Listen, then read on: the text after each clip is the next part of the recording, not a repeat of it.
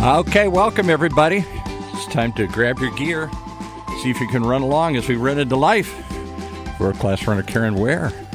And today, some other runners, I guess, with her here. Who would you bring with you, Karen? I have coaches here today because I just want you to listen to people's backstory, their life, and how running has affected them and how coaches have brought them into who they are today. And this is exciting. I'm super excited. And I'm going to introduce you to Jess Lopez, and then I'm going to introduce you to Barrett Brauer. And both of them have youth programs that they're running with youth, but they both have incredible life stories. And we're going to start with Jess. I want you to hang on every word this man has to say. Do we have to take notes or anything? No. Is there going to be an exam at the end? The coach is going to give us an exam here? This is amazing. He's got a backstory that I think that you guys need to hear out there if you're struggling with what you think is going to curb your life. And he was born with a speech impediment and stutters. And this is a huge thing for him today to come before you guys and talk out his story. So we're going to give you Jess's backstory a little bit, and then I'll give you Barrett's backstory so that you could hear from these gentlemen what running has been in their lives, and then we're going to move on and talk about youth programs and adult programs and all kinds of fun things. All right. Well, let's start with Jesse. Give us your backstory. Tell us your life story. A big, rough, tough guy like you? Yeah. Decathlete, you guys. Can you? Are you? Were you a decathlete? Everything? Yeah. Right. Yeah, decathlete. Well, I mean, I'll tell you how I originally I was supposed to be a high just jumper, which I don't think I've told you that. Ah. I went into college as a high jumper, and then a pole vaulter, right, or something, or jumper? No, high jumper. High jumper. What's a high pull jumper? Yourself over the. That's right. There's no pole involved here. No pole. That's no pole involved. It's all speed, muscle, and power. So yeah, no, I was supposed to be a high jumper, and then my coach Maka, who you know. Who is a coach that coaches from a wheelchair, you guys, from Mount South. Yeah. It's pretty amazing. Basically, he said for the collegiate level, for a high jumper, I wasn't good enough. So he said, hey, you want to try the decathlon? And then, I didn't know that it was 10 events. And, anyway, I trained for it and figured out that I was a better decathlete. And look at the body they grew into this. High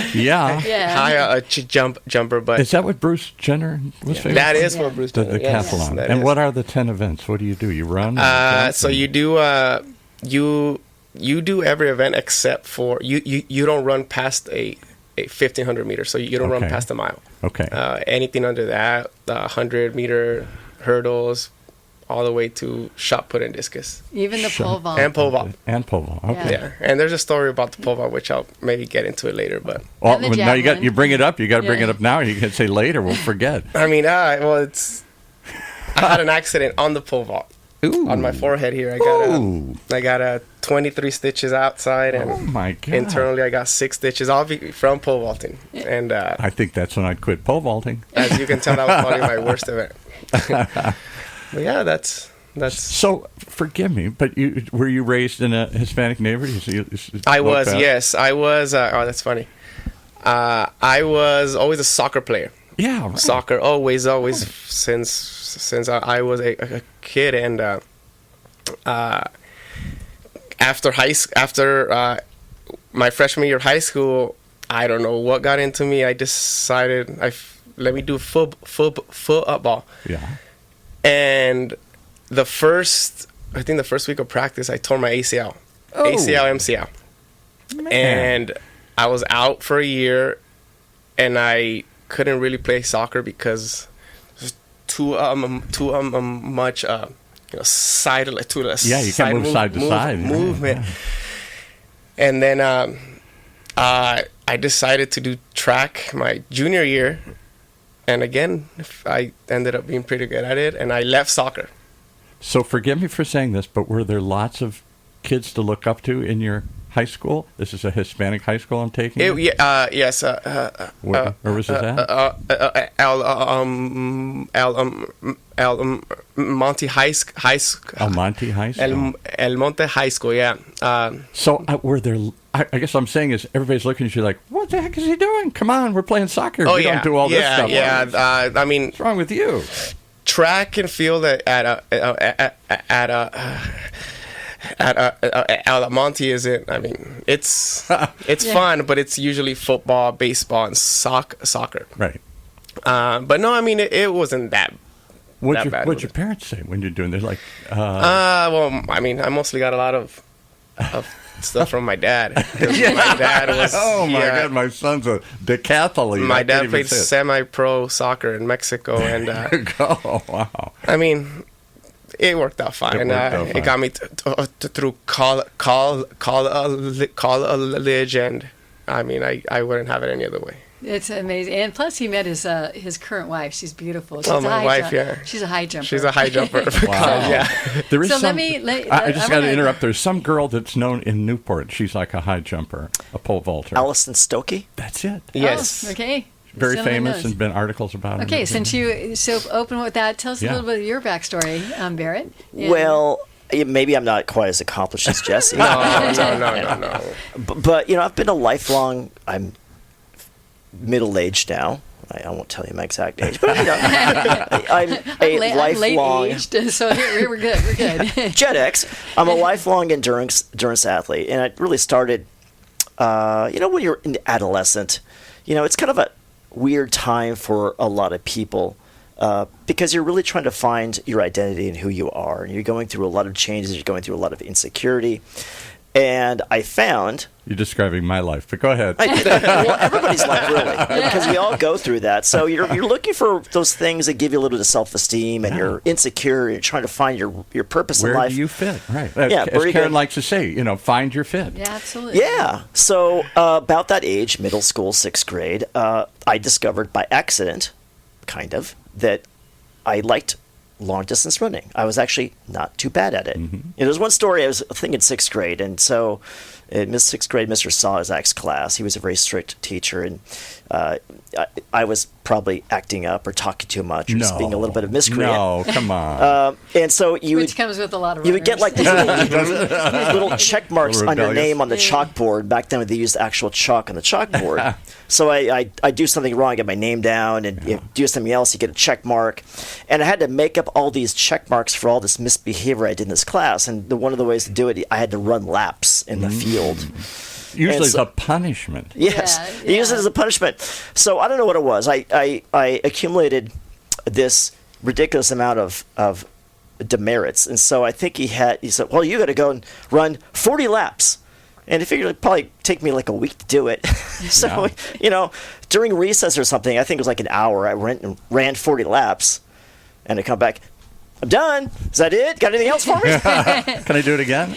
So that's the same, and there's a chapter in my book called It Took a Jogathon, and that's how that was the first thing that inspired me, was that whole concept of we get to go run laps and earn money for the school, and they said the winner would go to the person who ran the most laps. So I thought it meant the whole school day. So they were out there running laps, and the bell rang, and they all went in. I go, I don't know why they're going in. I'm going to run the most laps. And when they came out for lunch, I became the runner chick, because the whole school was like, she's still running. She's still running. And we figured I ran a full marathon by the time school bell rang. At the end of the day, I couldn't walk the next day, but I had a reputation. So yay for your experience. So what was supposed to be a punishment turned out to be a good thing. Yes, it turned out to be an epiphany, a life-changing event, perhaps.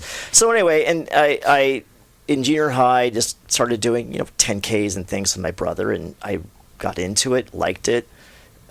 Went on and ran cross country in high school, and I got really into the whole process of running and getting into the training. And I remember getting those Runner's World magazines when I was in high school in the 80s. And I'd go through the Runner's World and go to the back and see like the training plans, the recommended training plans. And okay, a long endurance run, and these speed work and all this. I really kind of I like the process of training, and so it kind of imprinted itself on me. And so after high school, I went to college, and I wasn't really part of a running program, and I missed it. Where'd you go to college? Where was all this at? I went to college actually in Malibu, of all places. That's not even college when you go to college in Malibu. That's like you go to class a couple hours and then you play around here. Yeah. Yeah, well, it did give me the opportunity because I didn't live in Malibu, but I lived through the canyon in Calabasas. Sure. And so Calabasas, it's an old horse ranch kind of community. Then there's trails that go everywhere. Right. And this is back in the early 90s. And a lot of that stuff is now open as parkland. But back there was kind of closed off and really, I had to climb a fence to get out back there. But anyway, I missed running. I didn't get to run anymore. But I also concurrently liked cycling too. And I did when I was in high school as well. So I scraped up some money and got like my first legitimate mountain bike. It was probably like $600 or something, which, in 1991, that was big money. That was expensive. So I was really proud. I got my mountain bike. It's a real mountain bike. And so I would just ride everywhere in Calabasas and, climb over the barbed wire fence and ride. And sometimes ranger people would kind of chase me off. But it was fun. You're starting a sport. It's a sport and now. It was an adventure. I remember there's this one climb right outside my house, and I make a left turn and go to basically the valley or the opening in the hills. And I would get there halfway done. I'd peter out. I'd have to push my bike the rest of the way, and I'd kind of do it a couple days later. I'd get a little bit further. Each day I would get a little bit further. And finally I got to the top. And that was just a great feeling to kind of have that mixture of pain and pushing yourself and also that sense of accomplishment. And you kind of pushing you to do a little bit more.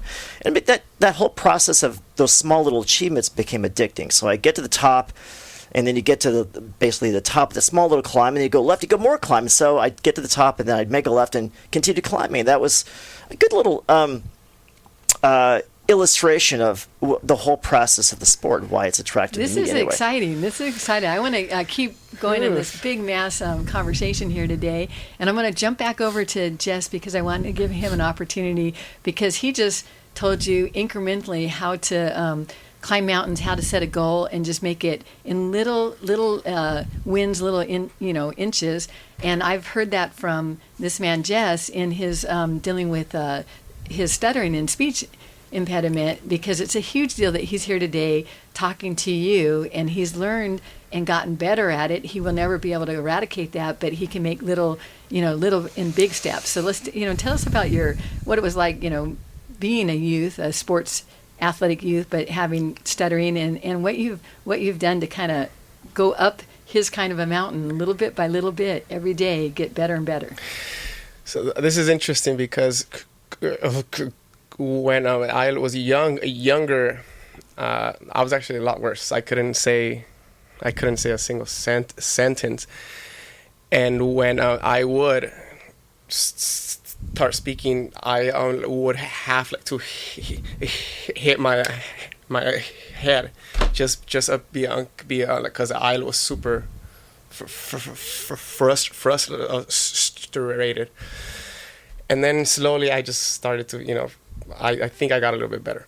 But anyways, that's the way I am with running, by the way. With running, yeah. So I really do appreciate you coming in here because I think it's a great example. This is a medium to tell stories, and you're sharing a story here.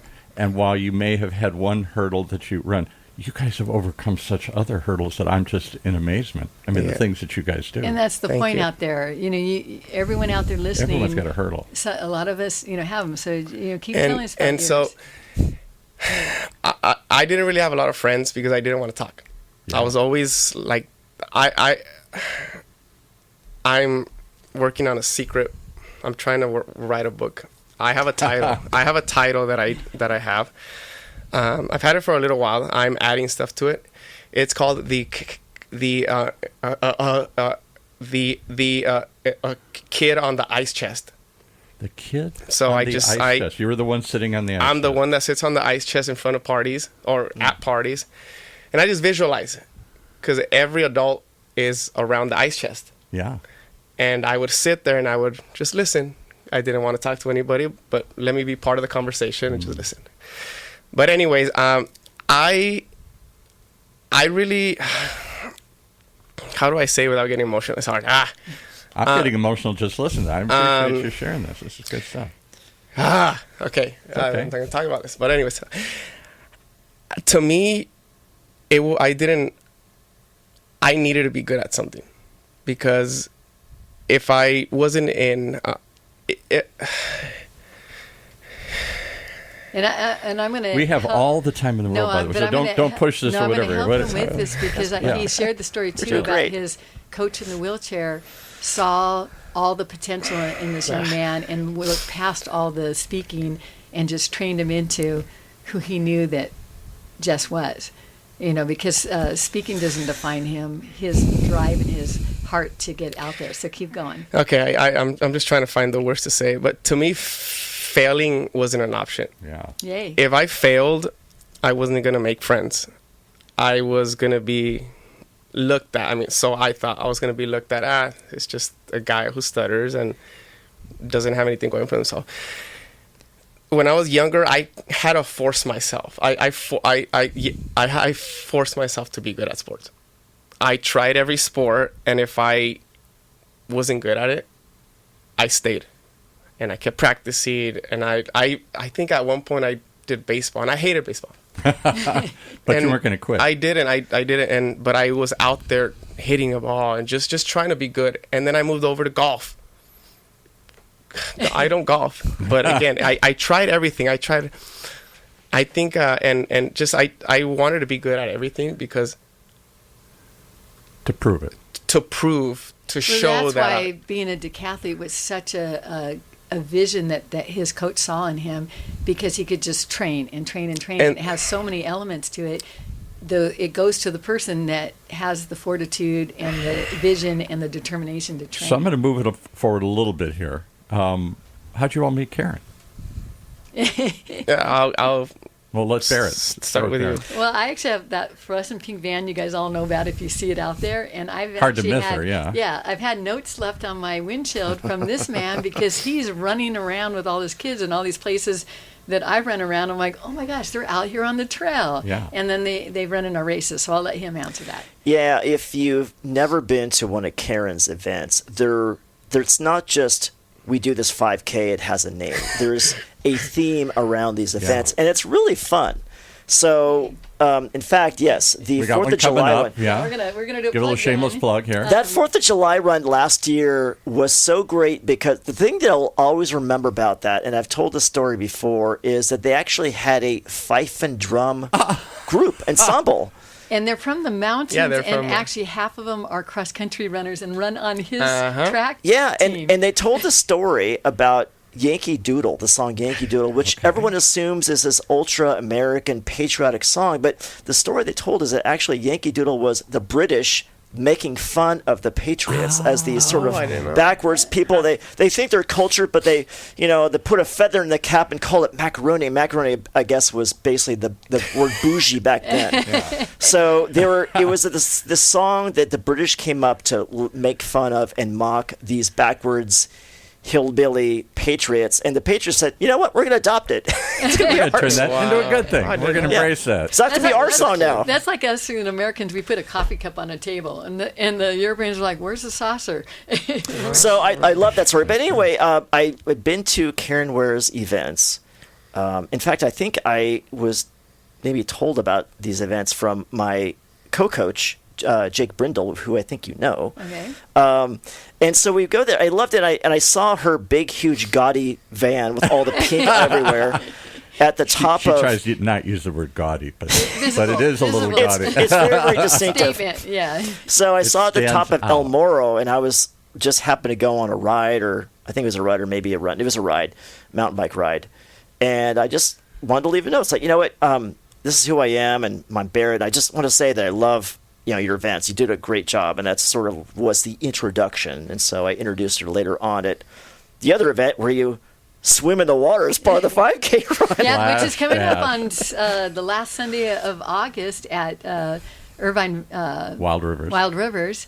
And I just thought I'd give you something cool to do in the hot summer. All right, so Jess, how did you meet her here? Because you're doing some serious decathlons. Not that Barrett's not doing serious things. You're all doing serious things, but you're really doing some serious things. I want to interject and say I don't know if you guys know that I actually coached track. I raised my kids in Lake Arrowhead, and those 5 inner city Mexican boys and the girl, they would meet me at the bottom of the hill on the metro and run the hills and stuff. And coaching track at Rim of the World is same as Mexico City. It's about 5,500 feet. Wow.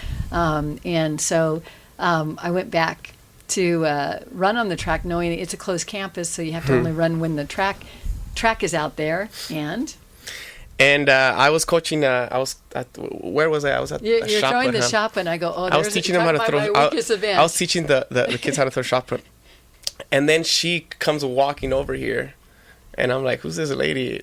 on a closed campus. Get off the track, lady. I only thought that you only were some kids grandma. I'm sorry.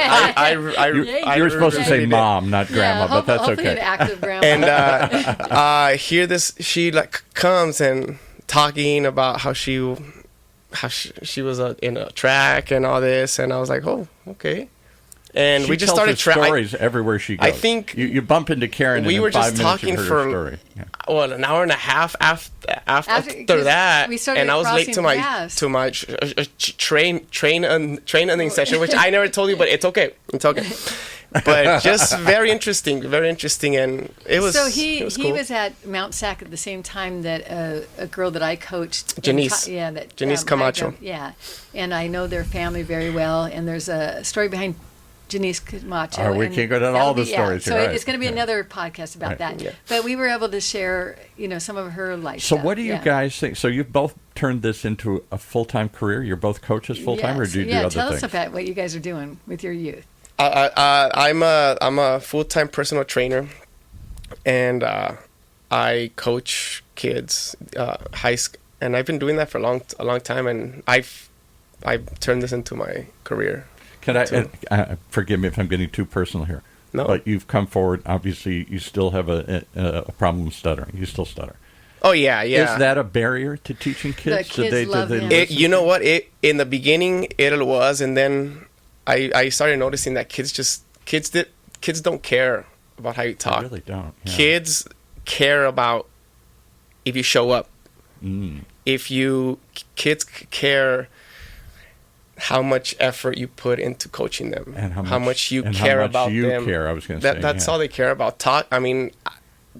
That's all they really care about. So he took an athlete this year that actually made it all the way to CIF. He made it to CIF final, and he's only a junior. Pretty good, yeah. Pretty amazing to. And Barrett, is this a full-time gig for you, or do you do other things? I do other things. So I've worked with cyclists for a while as a coach, and also I do some fancy. It's called bike fitting. So if someone has a bike fitting, to get the right bike, I guess, right? Yeah. So if someone has a high-end bike and they plan to do a lot of riding, that's hours and thousands of revolutions, pedal revolutions, and so people they wear down. If they get aches and pains, they get knee pain. They're not as biomechanically efficient as they should. So I have this suite of fancy motion capture tools that I use, and you put these little sensors on their joints, and you actually do some sample scans, and you see the little stick figure up on the screen, and that kind of gives you a digital readout of what their joint angles are, and so you can kind of fine tune in very granular detail what their fit is. In a nutshell, maybe I'm really trying to summarize this because we are getting close. Is this what coaches do for runners? You fine-tune the biomechanics, you make... Because everybody thinks they can just go out and run, and then why is this kid faster? Yeah, not to that extent. So I work with my partner, Jake. He does a lot of the sort of visual assessment of runners, and that's kind of what we're trying to do with, it's called Stride Youth Running, trying to do with these middle school runners is get them on a good, solid foundation, both in terms of their approach to running, having them understand how to train, and we really want them to enjoy the process and to begin to identify as runners, not just, hey, I run a couple times a week. So with Jake, some of the things we do like barefoot running, for example. So barefoot running on grass. So it's a way to actually reconnect with what the foot is actually supposed to do when it interacts with the surface. I'm coming to your training. Wow. Yeah, so your shoes with the modern shoes, like the big thick-soled things, and they mute and insulate you, and they're essential for running on pavement. But our foot and our bodies are designed in a certain way, And so it's good to get back to those foundations. What's the tribe or the Native American or Native group in Mexico? It's in Mexico, I forget, but run yes. through the mountains from mountain to mountain It's to mountain. the Tauromadas, right? Yeah, thank Yes. you. The ones in the mountains who and run. then there's a group in Africa too that they always seem to be among the world class runners because they have to run barefooted. Yeah. they run barefoot through the mountains. Yeah. Wow. Okay. All right, so that Yeah. makes sense. All right, wow, Okay. pretty heavy stuff here. Yeah, so let's let Jess tell you what he does with the Rim of the World High School. If you know Lake Arrowhead, Running Springs, Crestline area, he's up there. And their track is at, I think, 5,500 feet or something like that. Yeah, around there. Yeah, so if you want to go and check out your oxygen tank. Yeah, it Trying really to do tests track See how meet up fast there. you can run out of Yeah. oxygen. Yeah, so. Track and field, it's all about form and technique.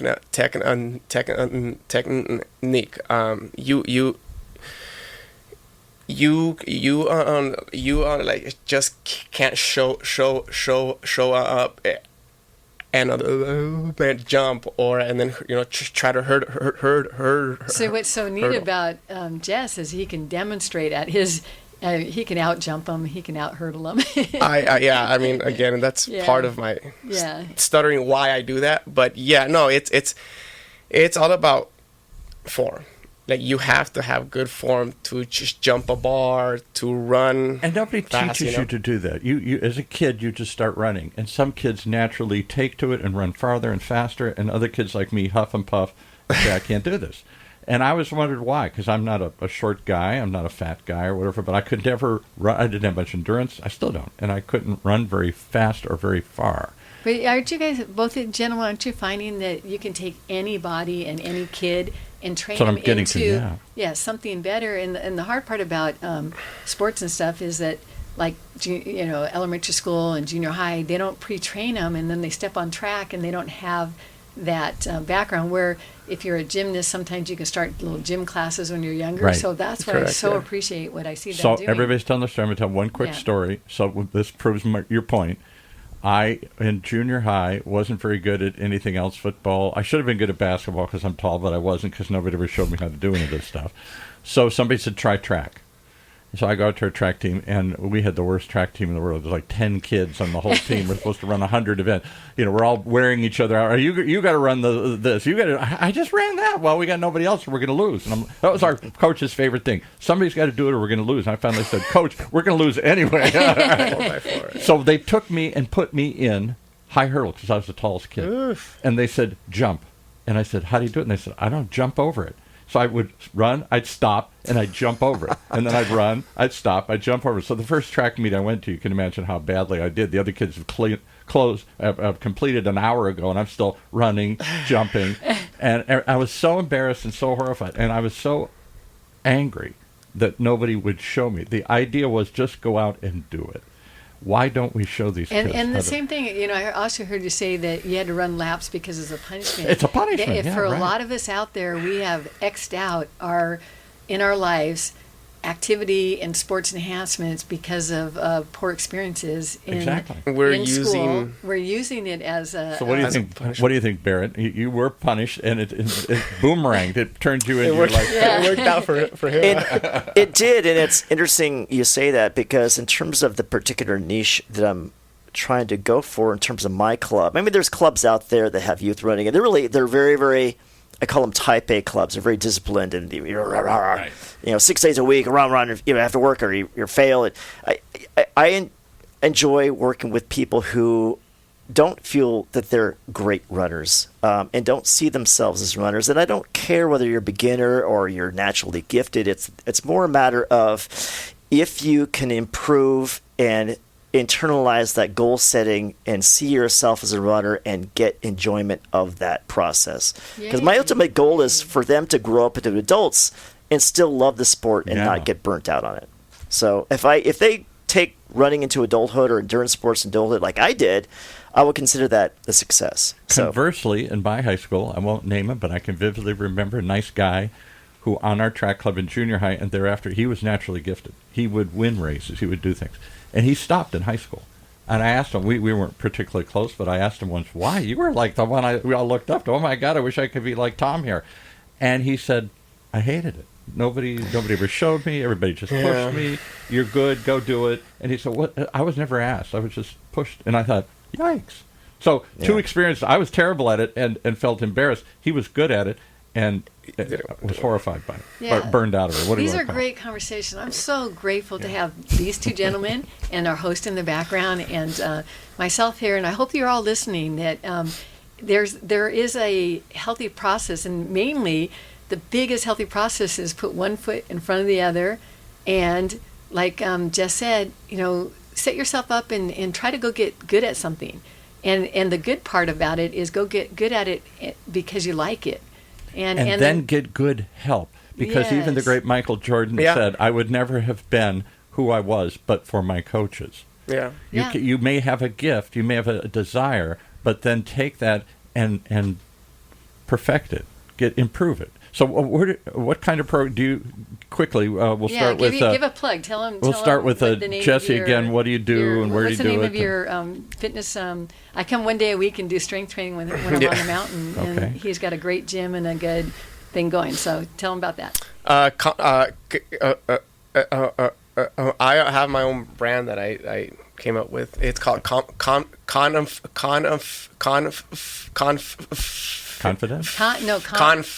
Training. Yeah, but it has the confidence word fit. through training. That's what I got. So spell it again for me. CONFITENT training. Confident training. Basically, I came up with that because a lot of people right now, what's going on in the fitness industry right now, and I'm sorry if I'm talking about it, but it's okay. A lot of people are focusing on weight loss, and are trying to do high cardio,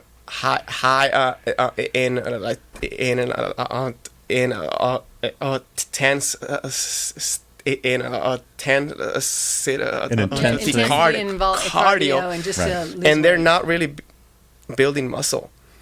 And right now, just burning fat. I mean, they're losing the weight, but right now, a lot of people are not wanting to get strong, and they're not healthy, and they're not. Yeah. So what I've come across when I came up with this 2016 is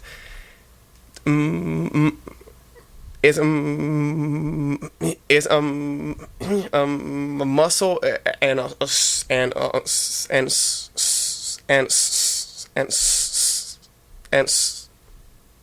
strength. Yeah. Just it makes you super. It just makes you feel good. Kind of. And does it open you to success? Can you do things others can't because you got can? muscles I mean, and strength it's just you can do.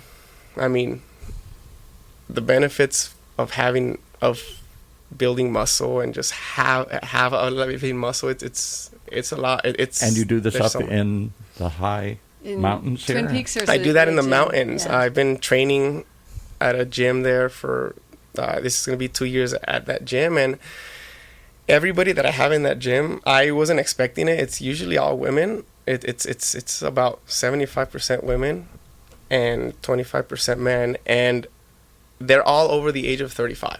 Wow. That means they're consistently coming. It's also a boxing gym, which is really fun to watch. So I got to ask one more question. We're going to give Barrett a whole. We're going to end with him. He's going to explain in detail all that he does. So I got to ask one more thing. We're going to whatever time it takes. This is great stories here. So we had Mikey Garcia in here, who is, I guess, a very famous Hispanic boxer. He's won the whatever welterweight or something. Okay. He trains in the mountains, and he says because you want to learn how to build up stamina in your breath, go do it in the mountains. Yeah. Don't train. He said all the great boxers go up in the mountains to train. Don't train at sea level, because when you push yourself in the mountains, you build up more endurance or more. You tell me. I agree with that. Cardio. There's a UFC fighter, Tone Ferguson. Every camp he trains in Big Bear. Yeah. And many of them do. I mean, his on the cardio is Amazing. It's insane. It's Yeah. crazy. It's Yeah. crazy how much he All can- right, Barrett, we want to go into detail. You dropped some wild stuff here. I'm teaching anybody to run, not just the most successful in pushing the farther. I'm teaching them things about biomechanics. I'm teaching them to run barefoot. Tie all this together for me here. What's your program? Where do you do it? And tell us more about it. Well, it's Stride Youth Running. That's STRY. Everybody's going to spell these things different. But it's a one-off. It's Karen with a Karen C. with a C. You have to be a little unique, I suppose. Yeah. Otherwise, it's just another word. Yeah. So it's Stride Youth Running. We operate primarily out of Tustin Ranch in Irvine, and Okay. we a little bit into Orange too. So in that little area over there, we run at a few parks. Let's start there. And So who's it aimed at? it is mostly, but not exclusively, middle school age runners. So 12, 13, 14. We have a couple high schoolers, and we have maybe a 5th and 6th graders. But it clusters around the middle school area or age cohort. And so... And are these kids who want to get better at running? And this is like joining an AYSO soccer program or something here. This is how they do that? Or is it just an activity to get stronger, get better, get more confident? I don't know, all the sorts of things that youth sports does for kids. It's a little bit of both because, again, I think some kids, their parents kind of push them into it because they're looking for things to do. There's some parents who, hey, this is one of the things we do in addition to soccer, violin playing, Right. piano. And so honestly, they tend not to be as engaged or last as much. And I understand that, too. I don't really want it to be a sole obsession or commitment. I want running to be a part of somebody's life. Right. Because as an adult, running endurance sports can't be your entire life either. It has to be a part of your life. So we Although focus. Karen would disagree with you on that. She's made it her entire life. But, also to Jess's point, too, is we primarily focus on running, but there's lots of strength and core work, too, because we want to lay a foundation, an athletic foundation. So if they go on to high school and run cross country or do whatever, that's fine. If they want to do soccer, well, they have basically the resilience and the built up body for that. I don't like the idea of making them exclusively runners and specializing. I want them to be overall good athletes with an endurance foundation so they can go into something else. And does it keep you from getting hurt? Because that's the other problem with youth sports. They push these kids in baseball or other sorts of things, and then all of a sudden they literally break their little bodies here. Yeah, so the predominance of the research that I've seen is at that age you don't really want to specialize. Now there's a difference between that and a skill-based sport where you kind of have to specialize because there's lots of fine-tuned muscle coordination, other things. But in terms of running and other things, if you specialize too much at that age, yes, they start to break down, they get injured. That's what I saw. My daughter was focused on basketball. I'm big, whatever. We got to do basketball. And some coaches said you should do multi-sports because you're working on different muscle groups. Some said, no time to do that. You want to make varsity, you got to do basketball year-round. And I saw more of those kids get hurt. Yeah. Yeah, and there's even a story that a couple of my alumni have gone into running at high school level, and that high school program is very, very successful, but I've heard that half of the runners are anemic. So they're pushing themselves pretty hard. I don't want to do that when they're in middle school. I want them to understand the foundations, get them into good overall, well-structured athletes, get them to enjoy it, actually, so they continue it. Yeah. That's really the goal. And the other thing that I've seen at middle school is, and I was amazed, I went and covered one of Karen's events recently, and we interviewed various people there for OCTalkRadio. And one of them was a little kid who came in like the head of everybody. I want to say he's my grandson's age. He was 10 or 11 or something like that. Yeah. And so I walk up with my microphone and I expect him to be like a little kid. Yeah, geez, gosh, it was fun. I said, what do you think of it? Well, I'm very pleased with my progress today. I stuck to my plan. Yeah, my training is going well. And I'm like, oh my God, this kid's got a focus. Yeah. Somebody has focused this kid in a way most 10-year-olds aren't focused.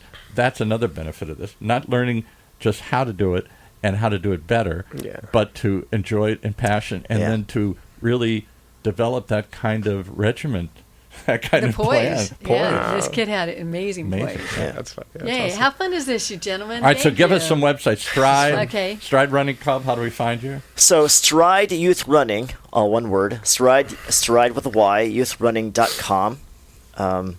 We have a website. You can reach out to me. And these are like programs that people sign up for. So is it a season? Do you go year round? It's year round. It's just you go month to month. So parents will sign up and their kids just join us, and we have we change focus as the year goes by. It's more of a periodized approach to training. So it's what kind? Oh, so the idea of periodization. So you throw have these words out like we all know what that means. Yeah, I'm so glad you said that because I even thought, wait. Periodization? Okay. Yeah, so at different times of the year, you maybe have a foundation phase, you have an off season, you have a build phase, you have a peak phase. So you really plan out the year and alter the emphasis somewhat based on what you want to do, thinking long term, thinking big picture. So it's all about the idea of progressive overload or the stress adaptation model, where you add a little bit, you recover, you add a little bit more, you recover, your body adapts, it gets stronger, and you build that into an overarching or overall plan that is based on, I think his name was Tudor Bompa, the idea of periodization. It sounds more like martial arts. I feel like I'm watching The Karate Kid. Brush on, brush off. There's a deeper meaning and a long-term spiritual purpose to everything we're doing here. We're not just running. All right, and how do we find? So that's how we find. It's what's again? StrideYouthRunning.com. And that's here in like Tustin Ranch or that Tustin kind of Ranch, Tustin, Orange County. Irvine. Yeah. Okay. And how do we find your gym? I don't have a website. I do everything through social media. My Instagram is fit10 underscore Jesse. All right, let's spell that slowly Confident for everybody. underscore Jesse, CONFITENT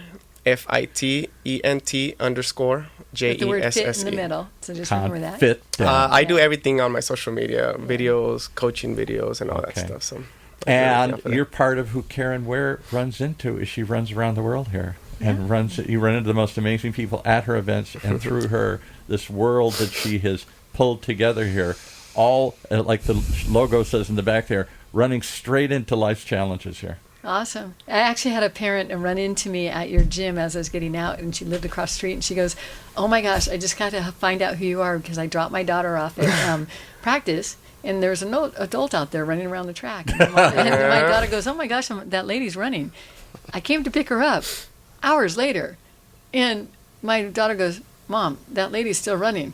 Now she's doing this, and she did that, and she did hurdles, and I'm practicing and running for the U.S. Masters track team, and I get to do that with Jess because he knows all the elements in the events so I've been able to pull out hurdles and things up there and in the track and work on them. So so let's keep on running, everybody. Yeah. If nothing else, in circles, running ragged, Circle. I've been running doing away that from my problems. whole life. Running in towards circles. them. Yeah, here we go. All right, and how do they reach Karen Ware if they want to come to the 4th of July event? Let me plug my own. Yeah. We've got those 2 great races that he brought up this summer that I'm just working my heart out to offer you. You have no excuse. You have to come visit and experience and not just a You party. really do. It's not at all what you expect. It and isn't it's just the honestly- serious runners. There are those people there getting time, pushing themselves, following their plan, improving. But there are people, little old ladies just want to come for the bling and the party. Oh yeah. Yeah, absolutely. And we have, honestly, I really believe that, and we've been voted as the best shirts. They're really soft.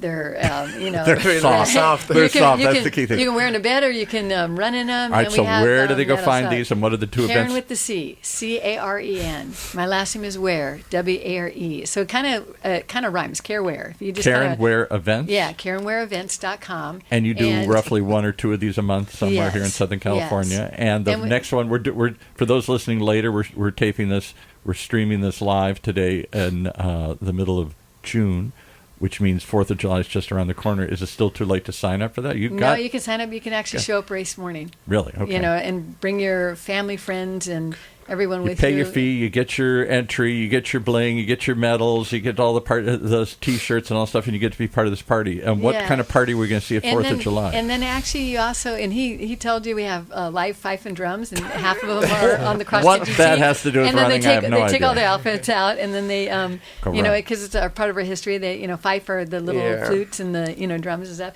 And we knock the socks off of you guys that we've never had anyone pull up that early in the morning and come out and say, gosh, I wish I never got up and came. Well, we just got a lot going on. But where is it at Bolsa Chica? Actually, the 4th of July is going to be at Irvine Valley College because there's no school that day, and we get the opportunity to take over the campus. There you go. And you run around the campus, and there's a little farmhouse there and I don't know, what do you call it, but they're growing fresh fruit and all that stuff, and there's all kinds of stuff that's happening. But I just want to, put a plug, too, that my events, the uniqueness of them is I'm not out there to charge you for doing it. I'm offering an experience, but the proceeds, go to my YouTube channel, same name, Karen, Caran, last name Ware, and just watch what the proceeds benefit. Maybe the last 3 episodes, I do one a month, and it'll give you an idea that we're reaching. Back. Yeah, we're reaching out to needs in the world and things that we run into. So it's a way to not only support your passion, it's your job, it keeps you running, it gives you a living, but you take some of those proceeds and donate them back to worthy causes or people you run into along the way. Yeah, and so it's part of a passion, a mission. Yeah. All right, so the first one is 4th of July at Irvine Valley College. And Splash Dash, which we also have a little side thing we call the dry run. If that's intimidating to you to go splashing through all This is nuts. You go to wild rivers and you don't just run around the park. You run through the water. Through the park, yeah. And you actually run around the park, and then you get to go through the park, and then you go through their lazy river. And the cool part about the river, it's not intimidating. It's only 2.5 feet deep. But it's like a treadmill when you up the treadmill. Mm. If you race through it, you can feel the resistance, and then if you need to back off. So some people float at play. We have to beg them to get out of the water. Okay, come back. The finish line's over here. And other people trying to race through it. The only thing is you won't get a PR on that race. Way through a river.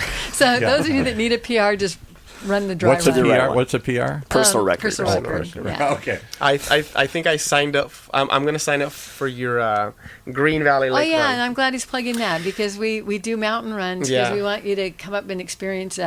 Green Valley Lake is a little best kept secret, but it's an awesome little community. I don't even know where Green Valley Lake is. Yeah, it's between Big Bear and Running Springs, about 4 miles off on a side road that dead ends into a little private lake, and it's got a coffee shop. Yeah, and when is that event? That is the Saturday, August 2nd. So we got 3 events coming up. No excuse. 4th of July at Irvine Valley College.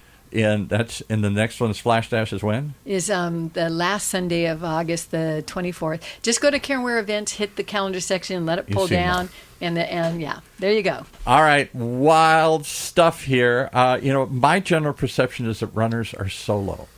They're pushing themselves. They're up in the morning when nobody else is around. You have shown me it's a community. It's a community of people who gather, who get together, who run into each other, who support each other, and who encourage each other to go further and to help each other in cases like these guys do. Wild stories. Thank you. Taking me into a world I've never seen before here. Thanks so much. All right, we've got Jesse, we've got Barrett, and we've got Karen. 3 examples of what's running around your neighborhood right now as we run into life here on Orange County's only community radio station, OC Talk Radio, streaming live from our studios here at the University of California, Irvine's Beale Applied Innovation Center.